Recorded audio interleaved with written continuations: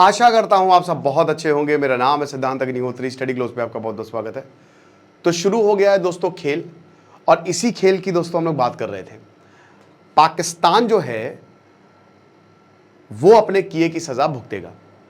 Pakistan occupied Kashmir में जबरदस्त protest हो रहे हैं दोस्तों। मैंने पीओके पे अभी 3 हफ्ते पहले एक बहुत ही जबरदस्त लेक्चर बनाया था, पूरा 1 घंटे का। उसमें सब कुछ मैंने समझा, तो उसका लिंक मैं आपको डिस्क्रिप्शन में दे दूंगा। और मेघालय कपल के साथ क्या हुआ, क्राइम अफेयर्स पे आपसे डेली लेक्चर्स आ रहे हैं, तो आप वो लेक्चर जरूर देखें। क्राइम अफेयर्स को सब्सक्राइब करें और हमारे इस चैनल को भी यार सब्सक्राइब कर दे, 1 सेकंड लगेगा। लेकिन बड़ी खबर ये आ रही है कि पाकिस्तान ऑक्युपाइड कश्मीर में भयानक प्रोटेस्ट होने लगे हैं। कैसे हो रहा है एकदम से ये सब? थैंक्स टू पाकिस्तान, उसकी पॉलिसी। इनको खुद का पीओके इनको समझ नहीं रहा है, इनको हमारा कश्मीर चाहिए। खुद तो संभाल लो, अगले 6-7 महीने में हो सकता है कोई बहुत बड़ी खबर आ जाए। लेकिन पाकिस्तान ऑक्युपाइड कश्मीर में हुआ क्या है कि यहां पे इनकी पपेट गवर्नमेंट है। ये जो सरकार चलती है 1970s तक तो कुछ राइट्स भी नहीं थे, ना ही गिलगिट बाल्टिस्तान में, ना ही आजाद कश्मीर में। ये तो 1970 के बाद यहां पे राइट्स दिए गए हैं, और यहां पपेट गवर्नमेंट है। इस समय शहबाज शरीफ की सरकार है, जो एक कमेटी है वो इस्लामाबाद से चलती है और वही सब कुछ कंट्रोल करती है। 4-5 लोग जो है वो पूरे पीओके को डिसाइड करते हैं कि यहां पे होगा क्या। तो अब क्या है दोस्तों कि आप बोलेंगे सर ऐसा क्या हो गया एकदम से? ऐसा ये हो गया क्योंकि भारत बहुत एक्टिव हो गया है, खेल शुरू हो चुका है पीओके में। अब आपको लगातार वहां पे प्रोटेस्ट देखने मिलेंगे। और ये देखिए, अगर वहां पे लोग खुश होंगे तो कभी प्रोटेस्ट नहीं होंगे, ठीक है। जब लोग दुखी होंगे तो प्रोटेस्ट होंगे। डेवलपमेंट एकदम ना के बराबर है। गिलगिट बाल्टिस्तान हो चाहे आजाद कश्मीर हो, आतंक का अड्डा पाकिस्तान ने इसको बना के रखा है। लेकिन ये प्रोटेस्ट जो हैं, अभी पिछले वाले जब प्रोटेस्ट थे, जब भारत ने ऑपरेशन सिंदूर किया था, वो वाले प्रोटेस्ट जो थे वो लैंड को लेकर थे, रिसोर्सेस को लेकर थे। कब्जे पर कब्जा नहीं होने देंगे, ये नारे लगाए गए थे। लेकिन ये जो प्रोटेस्ट हैं ये ट्रेड पॉलिसी को लेकर है, जो पाकिस्तान की ट्रेड पॉलिसी है। और इनका जो क्राउन ज्वेल है, क्राउन ज्वेल इनका काराकोरम हाईवे, ये इनका जो काराकोरम हाईवे है इसको ही ब्लॉक कर दिया। अब ये काराकोरम हाईवे 1966 से है। ये चाइना पाकिस्तान फ्रेंडशिप ट्रीटी के तहत बना था, और ये पाकिस्तान की नींव है, ठीक है। लगभग 1300 किलोमीटर की रोड है ये, और ये नेशनल हाईवे है, एनएच स्टेट हाईवे नहीं, नेशनल हाईवे। यानी कि ये देश को कनेक्ट करता है गिलगिट बाल्टिस्तान से लेकर हसन अब्दाल जो कि पंजाब प्रोविंस है वहां तक ही जाता है, फिर वो 314 से जुड़ता है। तो बहुत इंपॉर्टेंट है, यहां से ट्रेड होता है। चाइना ने बनाया है, एक टूरिस्ट अट्रैक्शन है, क्योंकि काराकोरम रेंज आपको दिखती है, पूरा उसके बीच से ये हाईवे जाता है। लेकिन इसी को ही ब्लॉक कर दिया है, और ऐसा कभी नहीं हुआ। अब अगर आप इसको ब्लॉक करेंगे तो जाहिर सी बात है, ना आप उधर से आ सकते हो ना उधर से जा सकते हो।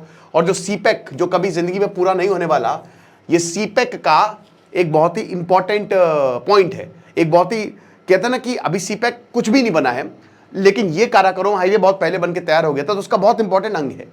इसी को ही उठा के ब्लॉक कर दिया। और संडे को तीसरा दिन है दोस्तों, तीसरा दिन, 3 दिन से ये हाईवे ब्लॉक है और लोग हैं सड़कों पे, ठीक है। आज लास्ट डे है दोस्तों, आप हमारे YouTube के कोर्स को अवेल कर सकते हैं। थंबनेल्स प्लस SEO मात्र 400 रुपए में, डिस्क्रिप्शन में भी लिंक दिया है।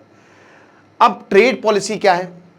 जितने भी इंपोर्टर्स और एक्सपोर्टर्स हैं गिलगिट बाल्टिस्तान के, सिर्फ सारी पॉलिटिकल पार्टीज आ रही हैं, वो उन्होंने मोर्चा खोल दिया है शहबाज शरीफ के खिलाफ, कि जो शहबाज शरीफ की सरकार है वो एक्सप्लॉइटेटिव है और इकोनॉमिक मर्डर कर रही है। अगर आप इसको भारत से जोड़ें, अभी मैं चाइना का एंगल भी बताऊंगा, तो ये बहुत बड़ी बात है। कैसे? क्योंकि राजनाथ सिंह ने अभी 2 दिन पहले ही फिर पीओके में बयान दिया, एस जयशंकर, भारत अब पाकिस्तान ऑक्युपाइड कश्मीर को लेकर बहुत ज्यादा हमलावर है, एग्रेसिव खेल हो रहा है। अभी तक भारत जो है 2014 तक बीजेपी के मैनिफेस्टो में साफ साफ है कि पीओके को लेकर आएंगे, है ना। तो जब पीओके की बात होती है तो बीजेपी हमलावर रहेगी। अब उनके पास चांस भी है, इससे पहले इसकी बात नहीं होती थी, ठीक है। पीओके पर इतनी बात नहीं होती थी। इनफैक्ट अटल बिहारी वाजपेयी की भी सरकार थी, उन्होंने भी पाकिस्तान ऑक्युपाइड कश्मीर पर कुछ खास बात नहीं की थी, राइट। लेकिन यहां पे इस समय बोला है कि भाई अगर आप खाली पीओके पे ही हम बात करेंगे तो ही बात आगे बढ़ेगी, आप कश्मीर तो भूल जाइए, वो तो 370 हट गया, एक ढेला नहीं मिलेगा। तो पाकिस्तान इस समय घबराया हुआ है, और ऊपर से ये ज्यादा प्रोटेस्ट। अब देखिए, हमारे कश्मीर, हमारे तो डेमोक्रेसी है, लेकिन पाकिस्तान में डेमोक्रेसी नहीं है। वहां पे प्रोटेस्ट होते हैं तो टैंक चल जाते हैं, गोलियां चल जाती हैं, क्योंकि चाइना का स्टेक है ना उसमें। तो जो प्रोटेस्ट हैं, जो यहां की सबसे बड़ी हुंजा, गिलगिट और बाकी जो जितने भी शहर हैं, वहां से ट्रेडर्स आए। ट्रेडर्स तो ही है, वहां पे जितने भी दुकानदार है, बिजनेसमैन हैं, स्कूल्स आए, स्कॉलर्स आए, और आम लोगों ने इन प्रोटेस्ट को, हजारों की संख्या में लोग बाहर निकले हैं और लगातार प्रोटेस्ट जारी हैं कि ये कब्जे पर कब्जा नहीं होने देंगे बस। अच्छा, पिछले महीने अभी जब मई में प्रोटेस्ट हुए थे, वो क्यों हुए थे? वो रिसोर्सेस को लेकर हुए थे। मैं आपको एक कंसेप्ट बताता हूं। शसगाम वैली जो है वो चाइना को दिया है। भारत के पास 60%, हमारा ही जम्मू कश्मीर हमारे पास नहीं है, और बाहर के लोग थोड़ी ना फैसला करेंगे ये हमारा है। हम बाकी, चलिए अखंड भारत हम अभी नहीं बनाएंगे और हम रिविजनिस्ट देश नहीं, लेकिन पीओके तो लेकर रहेंगे। तो अब क्या है कि यहां 60% इंडिया का है कश्मीर, 40% पाकिस्तान के पास है, ठीक है, पूरा ही हमारा है, लेकिन अभी 60% भारत के पास है। इसमें से 10% इन्होंने शसगाम जो है वो चाइना को दिया है। चाइना ने अपनी यहां पे एक चिप कंपनी जो है उसको सेटअप किया हुआ है। आप, चाइना को पता है कि ये ग्लोबल वार्मिंग है और ग्लेशियर्स पिघलेंगे।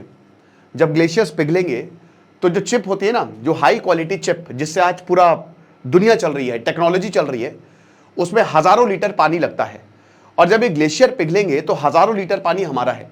इसीलिए आप देख रहे हैं कि कोई भी अगर प्रस्ताव आता है ग्लोबल वार्मिंग को लेकर, चाइना उसको डिले करता है। चाइना एक्टिवली उसमें पार्ट नहीं लेता है, क्योंकि ग्लोबल वार्मिंग चाइना के हक में है। चाइना ने यहां पे प्रॉपर जो है वो कंपनी खोली है। दूसरा, जहां पे काम चल रहा है, जहां पे चिप सप्लाई हो रही है पॉलीक्लिनिक के नाम से, और उसमें अगर आप डीप डाउन जाओगे तो वो चाइना के कुछ ऐसे जनरल्स हैं जिनका स्टेक है।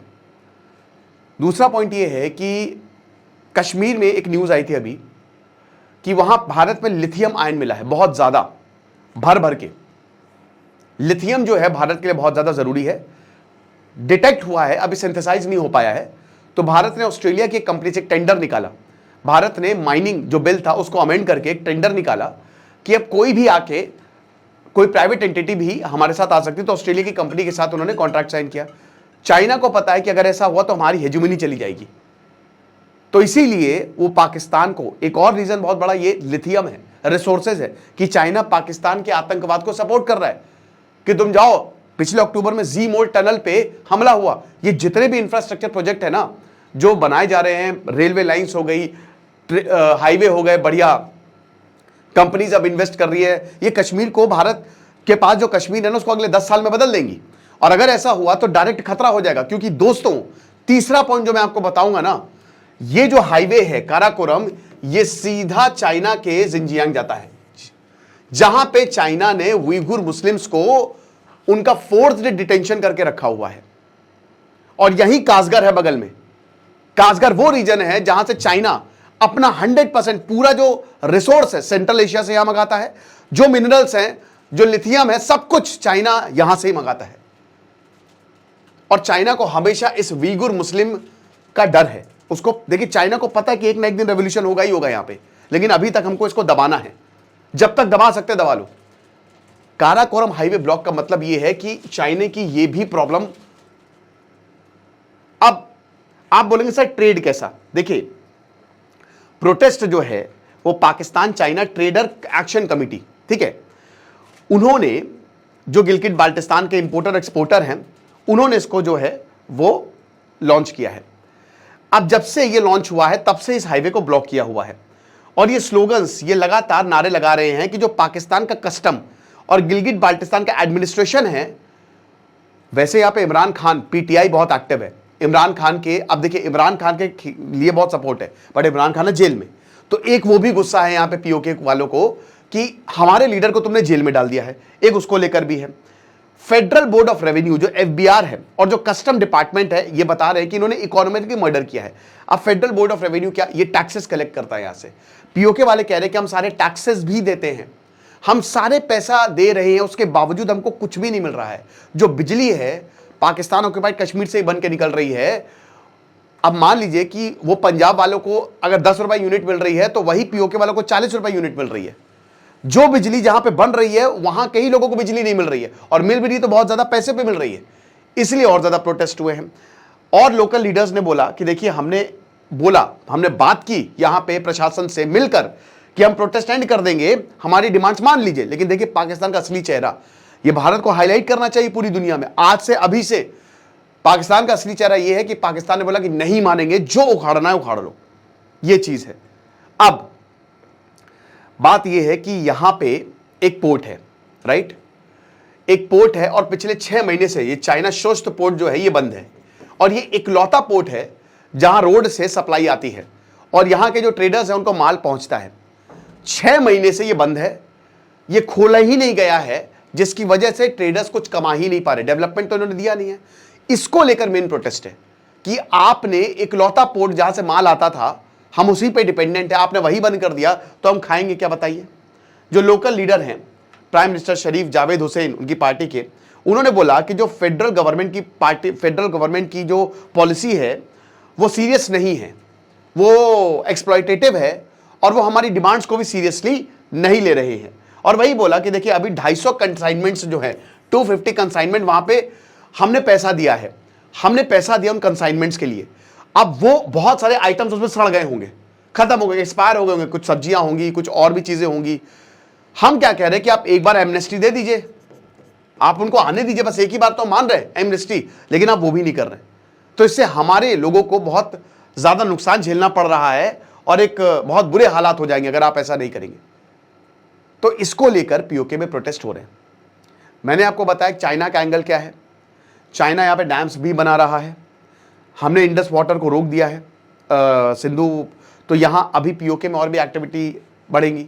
लेकिन लोग जो हैं अब पाकिस्तान के खिलाफ हो रहे हैं, जहां पाकिस्तान इन लोगों पर अत्याचार कर रहा है, भारत जो है वो हाथ फैला के इनको बुला रहा है। और भारत को मैं बताता हूं एग्रेसिव और एग्रेसिव कैंपेन, मैं तो कह रहा हूं कि एक पूरा अलग सा डिपार्टमेंट बना दें पीओके को लेकर, और लगातार वो इंटरनेशनल फोरम पे जाएं, जो ह्यूमन राइट्स वायलेशन हो रहा है पीओके में वो बोले, और पीओके को लोगों से अपील करें कि आप हमारे साथ आइए, आप हमारे ही, हमारे साथ क्या आइए, आप हमारे ही हैं। जितना कश्मीर में डेवलपमेंट हो रहा है उतना ही डेवलपमेंट आपको मिलेगा, तब देखिए कमाल। और ये हो भी रहा है, कॉवर्ट ऑपरेशन चल रहे हैं दोस्तों। तो ये लेक्चर था, बाकी मैं लिंक जरूर दे दूंगा, जो अभी मैंने पीओके पर लेक्चर बनाया था, 1 घंटे का लेक्चर था, उसमें मैंने पूरा इतिहास कवर किया था, पॉलिटिक्स से लेकर एवरीथिंग। डिस्क्रिप्शन कमेंट बॉक्स में लिंक है। और बाकी हमारे जो कोर्स है शानदार यूट्यूब SEO प्लस थंबनेल्स, आज ऑफर का लास्ट डे है, तो उसको भी आप अवेल कर सकते हैं। Thank you so much.